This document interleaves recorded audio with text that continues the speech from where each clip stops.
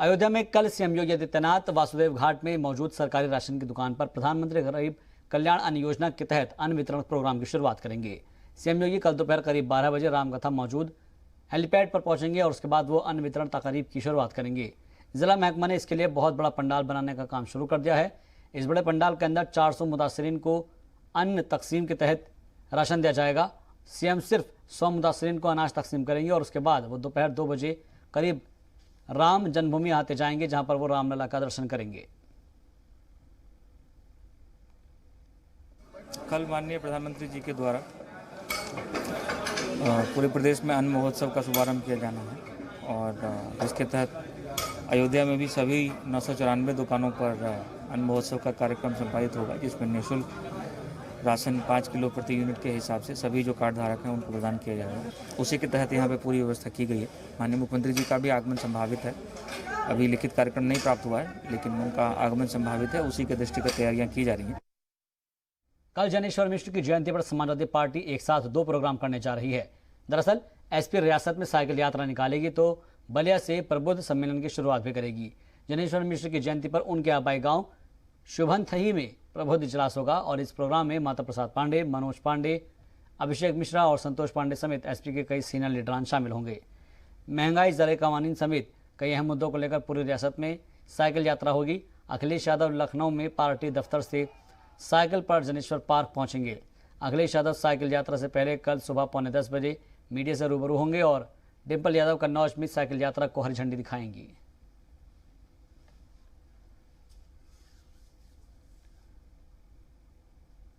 Samajwadi party के रुकने पार्लियामान आजम खान को एमपी एमएलए कोर्ट से झटका लगा है। प्रॉपर्टी ऑफ एनिमी केस में जमानत अर्जी खारिज हो गई है। सीतापुर जेल में करीब 1.5 साल से बंद एसपी एमपी के खिलाफ अजीमनगर थाने में जौहर यूनिवर्सिटी के लिए मामला दर्ज किया गया था, जिसको लेकर आजम ने कोर्ट में जमानत अर्जी दाखिल की थी, लेकिन कोर्ट ने उस अर्जी को रद्द कर दिया है। हालांकि इस मामले में उनके बेटे अब्दुल्ला की जमानत हो चुकी है।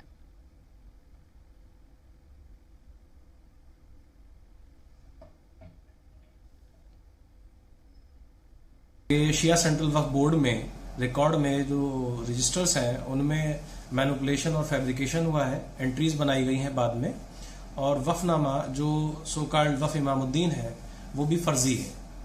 तो इन आधारों पर इनके खिलाफ 420, 467, 468 और 471 का मुकदमा चला 120B का।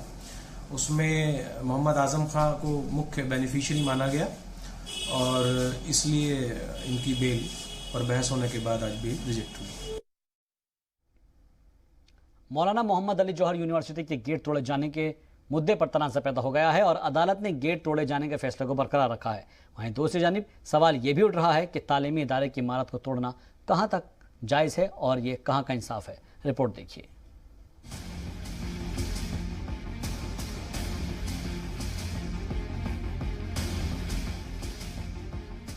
समाजवादी पार्टी के एमपी आजम खान को रामपुर की डिस्ट्रिक्ट कोर्ट से एक और बड़ा झटका मिला।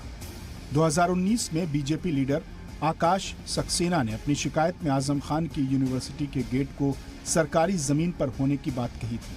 इस मामले में एसडीएम कोर्ट ने जांच के बाद गेट तोड़ने के अहकाम दिए थे। इसके खिलाफ आजम खान ने डिस्ट्रिक्ट कोर्ट में अपील की थी, लेकिन लगभग 2 साल बाद डिस्ट्रिक्ट कोर्ट ने आजम खान की अपील को खारिज कर दिया। वहीं इस फैसले के बाद अलग अलग सियासी जमातों के मुस्लिम अरकान पार्लियामेंट एक आवाज में इदारे को बचाने की बात कर रही हैं। तालीमी इदारे किसी की मिल्कियत नहीं हुआ करते हैं। ये पूरी इंसानियत को सपोर्ट करते हैं, इंसानियत को तालीम दिलाते हैं।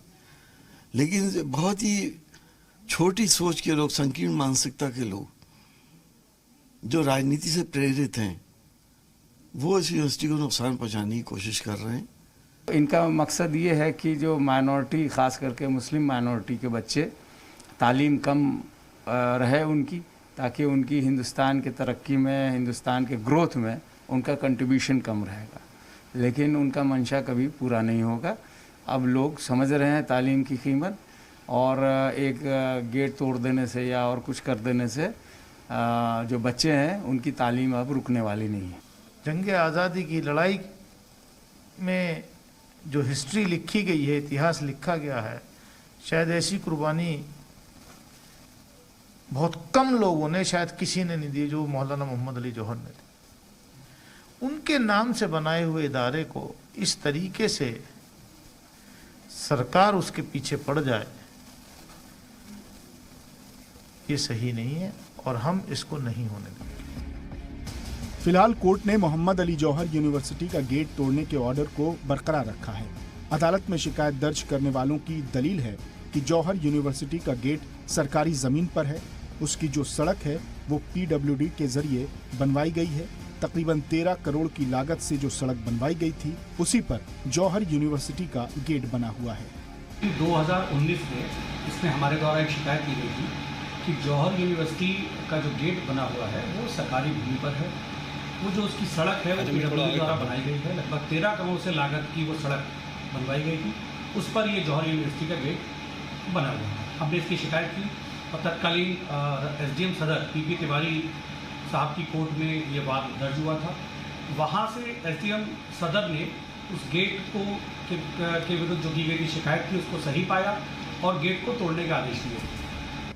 इस फैसले के बाद जहां एक तरफ तालीमी इदारे पर हमले की बात कही जा रही है, तो वहीं दूसरी जानिब कब्जे की जमीन पर बनाए गए यूनिवर्सिटी के वजूद पर सवाल उठ रहे हैं। ब्यूरो रिपोर्ट, जी मीडिया। साबिक MLA जितेंद्र सिंह बबलू BSP का दामन छोड़कर बीजेपी में शामिल हो गए हैं। जितेंद्र सिंह बबलू का बीजेपी में आना खबर इसलिए है क्योंकि वो रीता बहुगुणा जोशी के घर जलाने वाले के मामले में मुलजिम हैं। बीजेपी में शामिल होने के बाद जितेंद्र सिंह से जी मीडिया नुमाइंदे ने खास बातचीत की। बसपा के पूर्व विधायक जितेंद्र सिंह बबलू ने आज भाजपा ज्वाइन की है। गुरु जी, आपने भाजपा ज्वाइन कर ली है, बसपा के आप पूर्व विधायक रहे हैं और आप पर कई तरह के आरोप भी लग चुके हैं पहले। तो राजनीति में भैया मैं तो आया हूँ, मुझे नहीं मालूम कौन कौन से आरोप लगे हैं, लेकिन यह है कि हम तो राजनीति में हैं, हमने कोई ऐसा काम नहीं किया है जिससे। अरे देखिए, लेकिन रीता बहुगुणा जोशी के घर में आग लगाने के में आपका नाम आया था, जेल तक जाना पड़ा था आपको। नाम आया था, गलत आया तो उसकी CBI जांच तक की मांग मैंने खुद की थी, खुद मैंने की थी। तो क्या उस वक्त आपको क्या बसपा सुप्रीमो बताया था? उस वक्त क्या बसपा सुप्रीमो के आदेश पर ये सब आपने किया था? नहीं भैया, मेरा कोई लेना देना नहीं था यार, आप कैसी बात कर रहे हैं? कहाँ गए? ये है जितेंद्र सिंह बबलू जिन्होंने आज जो है भाजपा ज्वाइन की है और चूंकि इनका नाम तब चर्चा में आया था जब कांग्रेस में रीता बहुगुणा जोशी थी और उनका घर लखनऊ में जलाया गया था। उसके बाद से ही तमाम तरह की जो इनके नाम की चर्चाएं थी वो सामने आई थी और इस पूरे मामले में इनकी गिरफ्तारी भी हुई थी। कैमरामैन अमरेन शाह के साथ विशाल रघुवंशी, जी मीडिया, लखनऊ।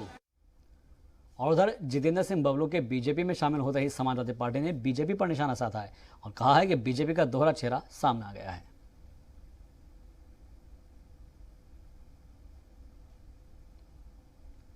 भारतीय जनता पार्टी उत्तर प्रदेश में एक नई गैंग तैयार कर रही है और उस गैंग का सक्रिय सदस्य होने के लिए आप पर कई आपराधिक मुकदमे होने चाहिए। किस तरीके से ऐसे अपराधी और आरोपियों को भारतीय जनता पार्टी अपने गैंग में शामिल करके उनका वेलकम कर रही है। योगी जी, आप तो जीरो टॉलरेंस की बात करते हैं, अपराधियों को घर गिराने का, जेसीबी चलाने की बात करते हैं। ये अपराधी आपका मिशन पूरा करने आ रहे हैं तो इनका वेलकम कर रहे हैं। भारतीय जनता पार्टी यह दोहरा चरित्र कहां से लाती है? इनके दोहरे चरित्र के बारे में पूरे प्रदेश की जनता जान चुकी है। यूपी बीजेपी के तर्जुमान राकेश त्रिपाठी ने जितेंद्र सिंह बबलू के बीजेपी में शामिल होने पर सफाई दी है। राकेश त्रिपाठी ने कहा है कि अगर बबलू ने कोई जुर्म किया है तो अदालत उन्हें सजा देगी। भारतीय जनता पार्टी न किसी अपराधी को संरक्षित करने का काम करती है, न किसी अपराधी के अपराध को बर्दाश्त करती है। अगर किसी ने अपराध किया होगा तो उसको उसके कर्मों की सजा जरूर मिलेगी, वैधानिक तौर पर मिलेगी। भारतीय जनता पार्टी ने जिन नेताओं को भी भारतीय जनता पार्टी में शामिल किया है, अगर उन पर किसी भी प्रकार के आपराधिक आरोप है तो कोर्ट के द्वारा साबित होंगे और कोर्ट से जो भी सजा तय होगी वो मिलेगी। भारतीय जनता पार्टी किसी अपराधी के साथ खड़ी नहीं होगी। और जितेंद्र सिंह बबलू के बीजेपी में शामिल होने पर पार्टी में विवाद बढ़ गया है। रीता बहुगुणा जोशी ने कहा है कि जितेंद्र ने सबूतों को छिपाकर बीजेपी का दामन थामा है। ऐसे में स्वतंत्र देव सिंह और जेपी नड्डा से बात करके जितेंद्र सिंह और बबलू की रुकनियत रद्द करने की मांग करेंगे।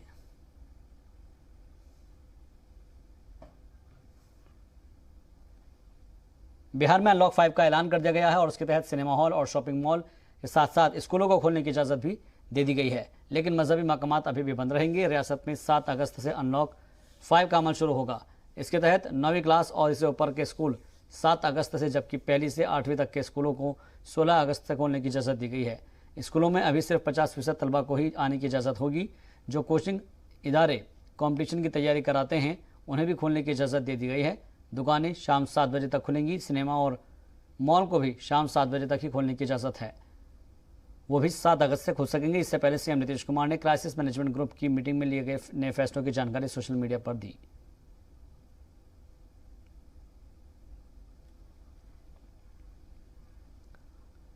में समाजी फलाह व बहबूद महकमे की जानिब से माजूर अफराद में मसनूई आलात उनको तकसीम किए गए हैं। मकामी डाक बंगले में मुनाकिद प्रोग्राम के दौरान महकमा ज़ाती स्कीम के तहत 55 माजूर लोगों को मसनूई आलात दिए गए हैं। इसके तहत tricycle, wheel chair, CP chair, hearing aid, elbow Baisakhi और मसनूई जिस्मानी आज़ा की तकसीम की गई है। वाज़ों की इस स्कीम से मुस्तफ़ीद होने के लिए ज़िले के मुख्तलिफ इलाकों से 378 मुस्तहिक अफराद का इंतखाब किया गया है। इनमें से 55 लोग आज इस स्कीम से मुस्तफ़ीद हुए हैं। इस मौके पर जिला तरक्याती कमिश्नर इंद्रजीत भी मौजूद रहे। ये हम सेंट्रल गवर्नमेंट की तरफ से यहाँ पे सामान बांट रहे हैं।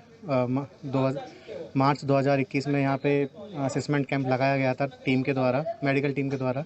आज वही कैंप का जो सामान हम बांटने आए हैं, ये हम artificial limbs manufacture corporation of India की तरफ से आए हैं। ये भारतीय सरकार की तरफ से एक जारी किया गया है। जो भी दिव्यांग लोग होते हैं, डिसेबल्ड लोग होते हैं, उनको हम सामान बांटते हैं फ्री में। जैसे ट्राईसाइकिल हो गई, व्हील चेयर हो गई, आर्टिफिशियल लिम्स है और कान की मशीन है, हियरिंग एड्स होते हैं, रोलेटर जो मंदबुद्धि बच्चे होते हैं MR, उनको MR किट दी जाती है। अकॉर्डिंग टू उनकी डिसेबिलिटी उनको हम सामान देते हैं मुफ्त में, फ्री में। मियाँ का तहे दिल से शुक्रगुजार हूँ क्योंकि पहली बार किसी डिपार्टमेंट ने सच करके दिखाया हमें, क्योंकि आज दिन तक जो भी आए उन्होंने माजूरों के नाम को सिर्फ बेचा, लेकिन माजूरों को दिया कुछ नहीं। लेकिन आज माजूरों को जो वो लोग लेकर गए थे और आज लेकर उन्होंने लोगों को उनकी उम्मीदें जो हैं वो पूरी कर दी गई हैं। तो जो अपने ये इधर पुंछ में आज कैंप लगा है, इन्होंने मेरे को अभी ये आर्टिफिशियल पाँव लगाया है, मैं इससे अभी ठीक चल सकता हूँ। तो इनका जो डिप्टी कमिश्नर पुंछ है, इसको और इनके जो डॉक्टर साहब हैं, इनका बहुत बहुत शुक्रगुजार हैं हम। इसके लिए हमने सामान लिखाया था, वो सामान आज हमें मिल चुका है। हम शुक्रिया अदा करते हैं सरकार का। उधर तनमार्ग के सब डिस्ट्रिक्ट हॉस्पिटल में जच्चा बच्चा हॉस्पिटल की तामीर को लेकर लोगों में नाराज़गी पाई जाती है। मकामी लोगों का कहना है कि गुज़िश्ता 7 साल से इस हॉस्पिटल की तामीर ही हो रही है, लेकिन आज तक इसका काम मुकम्मल नहीं हो सका। हॉस्पिटल की तामीर पर अब तक लाखों रुपए खर्च हो चुके हैं। तकरीबन 95% काम पूरा हो चुका है, लेकिन महज 5% काम न होने के सबब हॉस्पिटल को शुरू नहीं किया जा रहा। मकामी लोगों का कहना है कि अस्पताल न होने की वजह से हामला ख्वातीन को इलाज के लिए श्रीनगर ले जाना पड़ता है। बिल्डिंग बन रही थी, अभी 7 साल हो गए, 7 साल में भी ये कंप्लीट नहीं हुई, ऐसे की वैसी पड़ी है। जबकि इसको इतना पैसा भी आया, बहुत कुछ आया, लेकिन ये अभी तक तैयार नहीं हुई। जितनी भी हमारी बहनें हैं, औरतें हैं, उनको यहाँ लाते हैं, यहाँ से उनको रेफर करते हैं श्रीनगर। गवर्नर साहब से, सबसे जो भी इंतजामिया है, उनसे गुजारिश है, मेहरबानी करके इसको ठीक कीजिए। पिछले 7 सालों से ये बन रहा है, लेकिन अभी तक ये कंप्लीट नहीं हुआ है, नहीं हो रहा है कंप्लीट आज तक। तो हम गवर्नर साहब से अपील करते हैं, गुजारिश करते हैं कि इस पे थोड़ा सा ध्यान दे, ताकि ये हमारे जो माँ बहनें हैं उनको। गुलमर्ग के कई लोगों ने जी मीडिया से बात करते हुए कहा कि 7 साल पहले इस हॉस्पिटल, ये जो हॉस्पिटल मेरे पीछे आप देख रहे हैं कि ये हामला खातून के लिए हॉस्पिटल बनाया जा रहा है, 7 साल पहले इस पे काम तो शुरू किया गया, लेकिन 7 साल गुजर जाने के बाद भी अभी ये मुकम्मल नहीं हुआ है। तो यहाँ के लोगों ने गवर्नर इंतजामिया से गुजारिश की है कि इस हॉस्पिटल को जल्दी से जल्दी मुकम्मल किया जाए, ताकि सब डिवीजन गुलमर्ग के जो इलाके, ये आपको बताते चले कि पहाड़ी इलाका ज़्यादा है, तो इनको खासकर विंटर में काफ़ी मुश्किलात होते हैं जब इस तरह के केसेस आते हैं। खासकर हामला खातून की अगर बात करें तो कई मुश्किलातों का इन लोगों का सामना करना पड़ता है। इन लोगों ने गवर्नर इंतजामिया से गुजारिश की है इसको जल्दी से जल्दी मुकम्मल किया जाए, ताकि यहाँ पे हामला खातून के साथ साथ बाकी जो लोग हैं उनको राहत मिले। बेसागर, जी मीडिया, गुलमर्ग। गुज़िश्ता 24 घंटों के दौरान जम्मू कश्मीर में कोरोना वायरस से 3 अफराद जाँ बहक हुए हैं। तीनों का ताल्लुक जम्मू खित्ते से था। इनमें से एक जम्मू और दूसरा राजौरी और तीसरा डोडा GMC में ज़ेरे इलाज था। इससे कबल 20 जुलाई को जम्मू खित्ते में 5 लोगों की मौत वाक़ हुई थी। इसी तरह पिछले 24 घंटे में 140 लोगों की रिपोर्ट पॉजिटिव आई है। दोनों ही खित्ते में 57,000 से ज़्यादा लोगों का कोविड टेस्ट लिया गया, जिसमें दोनों ही खित्तों से 70 अफराद कोरोना से मुतासर पाए गए। कश्मीर में सबसे ज़्यादा 21 मामले श्रीनगर में और 15 नए मामले कुपवाड़ा में सामने आए हैं। वहीं जम्मू खित्ते के राजौरी में 19, डोडा में 15 और जम्मू खित्ते में 11 नए मामले सामने आए हैं। गुज़िश्ता 24 घंटों के दौरान सिवाय सांबा के सभी अजला में जितने भी 19 अजला है उसमें कोई ना कोई मामला ज़रूर सामने आया है।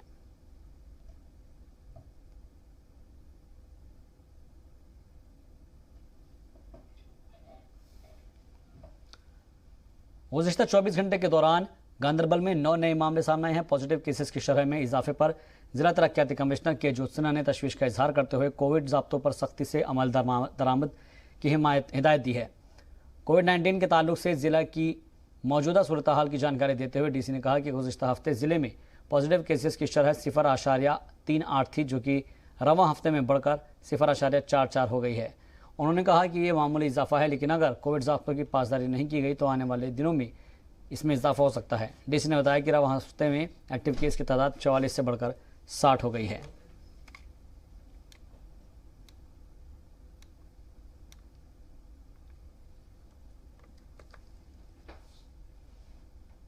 हमारे जिले की पॉजिटिविटी 0.38% थी और हमारे पास लगभग 44 एक्टिव कोविड केसेस थे, लेकिन इस वीक में वो पॉजिटिविटी बढ़ करके 0.44% हो गई है एंड एक्टिव पॉजिटिव केसेस हमारे डिस्ट्रिक्ट में 60 हो गए हैं।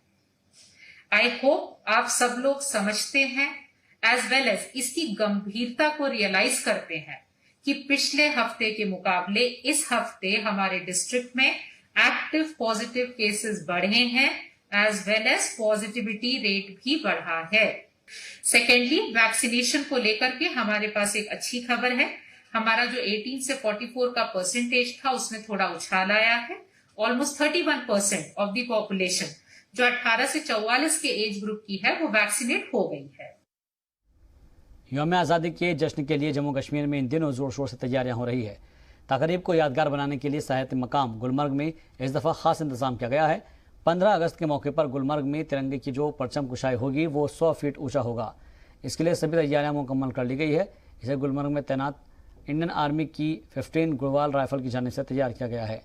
यौम आज़ादी की तकरीब के से कबल आम लोगों के लिए परचम की रोनुमाई की जाएगी।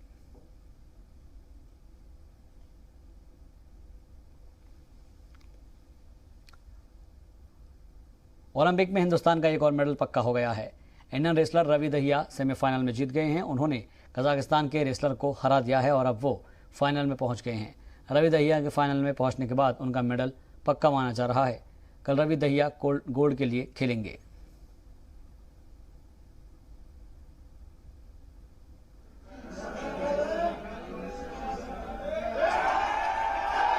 ये देखिएगा उनके घर की तस्वीरें भी है, जहां पर लोग इस वक्त कितने जोश में नज़र आ रहे हैं। जैसे ही वो अब उन्होंने अपना कारनामा दिखाया है और अब लोगों को और ज़्यादा उम्मीद बंधी हुई है उनसे।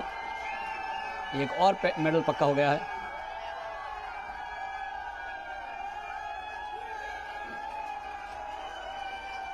और लोगों का ये कहना है कि जाहिर तौर पर हमें गोल्ड मेडल चाहिए और इसलिए हर कोई चीयर कर रहा है। इंडिया मांगे gold. Indian wrestler Ravi Dahiya semifinal में जीत गए हैं और कजाकिस्तान के रेसलर को उन्होंने हरा दिया है। तो रेसलर रवि दहिया अपने सेमीफाइनल मुकाबला जीत गए हैं और रवि दहिया ने जैसे कजाकिस्तान के रेसलर को हराया, सोनीपत में मैच देख रहे अली खाना खुशी से झूम उठे। रवि दहिया अब फाइनल के लिए खेलेंगे और उम्मीद कर रहे हैं कि जल्द ही हिंदुस्तान की झोली में गोल्ड आएगा।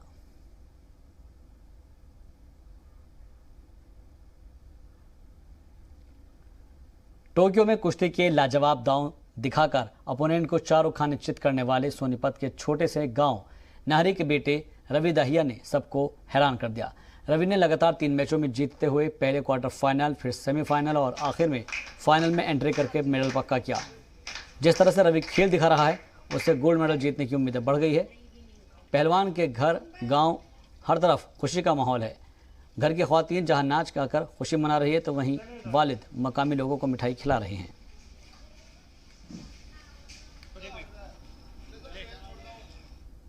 सिंगल्स करिए उसमें बचपन में छोटा हो जाता था बचपन में और सुबह से हम बड़ी मेहनत कराया था। बहुत कॉन्फिडेंट है तड़के पर सामने पे खूब खुश हैं सब बच्चा परिवार राजी हो रहे हैं। आज इतना अच्छा कराया बेटा, अब कंटिन्यू सारा काम राजी हो रहा है। हर मत इतनी राजी हूँ, जीऊँगी चलो नाचती रहूँगी। बहुत बढ़िया करे बेटा, अरे भी आस ला रही हूँ मैं गोल्ड मेडल निकाला या मेरे भीतर में रख ली और सारा देश और अपना नाम रोशन कर दिया मेरे बेटे। और गांव इतना खुश है, हाथ जोड़े बैठा था 3 दिन का काम देख है और बेटा खूब बढ़िया काम हो गया। 5-6 साल के जी पहलवानी करवाने लग गए थे। छोटा एक मिट्टी का खाड़ा गांव में और वहाँ 2-3 साल यहाँ करवाई उसकी मिट्टी के खाड़े में छोटे में। फिर वो 17 स्टेडियम में ले गए महाबली पहलवान सतपाल जी के पास और उसके वहाँ ट्रायल ली। ये बच्चा फिर महाबली बोले ये अच्छा बच्चा चलागा, पूरी उम्मीद है इसको, ये मेडल ले आएगा, गोल्ड मेडल भी ले आएगा ओलंपिक में और वर्ल्ड में सब क्या है, कॉमनवेल्थ में, एशियाड में, और पूरा भरोसा है। सोनीपत के रेसलर रवि दहिया ओलंपिक में फाइनल में पहुंचे तो पूरे देश में खुशी की लहर है। हरियाणा के सीएम मनोहर लाल ने भी उन्हें गोल्ड लाने के लिए मुबारकबाद दी है। सीएम मनोहर लाल ने कहा है कि रवि दहिया पूरे मुल्क को आपसे बेहद उम्मीदें हैं। भाई रवि दहिया, हरियाणा और ये भारत देश ये तुम्हारी तरफ देख रहा है, बस लठ गाड़ दे और लेके आजा गोल्ड। टोक्यो ओलंपिक में बॉक्सर लवलीना बोरगोहेन ने ब्रॉन्ज मेडल जीत लिया है और सेमीफाइनल में लवलीना ने टर्की के बॉक्सर से शिकस्त का सामना किया, जिसके बाद लवलीना को ब्रॉन्ज मेडल से ही मुतमईन होना पड़ा। विजेंदर सिंह, एमसी मैरीकॉम के बाद लवलीना बोरगोहेन मुल्क की तीसरी खातून बन गई है जो कि बॉक्सर हैं और जिसने ओलंपिक में मेडल जीता है। सदर जमहूरिया रामनाथ कोविंद, वज़ीर आज़म मोदी, कांग्रेस लीडर राहुल गांधी, वज़ीर दाखिला अमित शाह ने ट्वीट कर लवलीना को मुबारकबाद पेश की। ये हमारे लिए बहुत बड़ी बात है और ओलंपिक मेडल जीत के लाना ये अपने आप में बहुत ही ऐतिहासिक होता है। तो मैं लवलीना बोरगोहाइन को बधाई देता हूँ, अभिनंदन करता हूँ और उसका गर्मजोशी से स्वागत करेंगे देश में। ओलंपिक के सेमीफाइनल मुकाबले में इंडियन वीमेन हॉकी टीम बेशक हार गई हो, लेकिन वज़ीर आज़म मोदी ने ट्वीट करते हुए कहा है कि टोक्यो ओलंपिक 2020 को इसलिए भी याद रखा जाएगा क्योंकि हमारी हॉकी टीमों ने शानदार मुजाहरा किया है। हमारी विमेन हॉकी टीम ने सब्र के साथ खेला और शानदार महारत दिखाई। हमें अपनी विमेन हॉकी टीम पर नाज है। आगे के खेल और मुस्तकबिल के मश्क के लिए टीम को मुबारकबाद देता हूँ।